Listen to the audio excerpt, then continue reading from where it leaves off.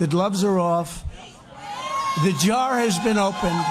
Let's get right to it. The NBC News poll with the Des Moines Register.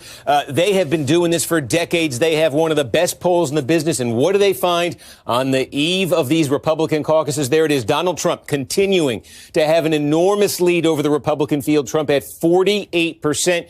Nikki Haley now in second place here at 20%, passing Ron DeSantis, who's at 16. Hello, darkness, my old friend.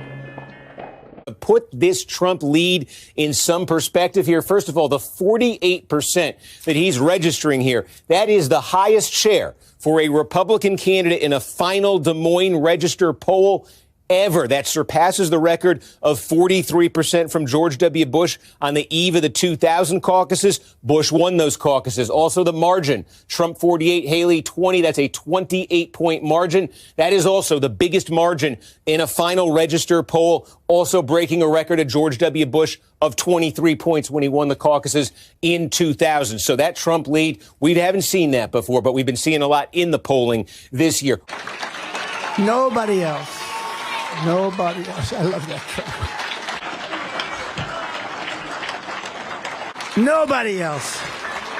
We asked voters, are you extremely enthusiastic about your candidate? And again, you can see basically half of Trump supporters say extremely enthusiastic. About a quarter of DeSantis' supporters. Here's the worrying note for Nikki Haley, fewer than 10%. Donald Trump pollster is reportedly telling Republican donors that former South Carolina Governor Nikki Haley has surged in Iowa. Bullshit.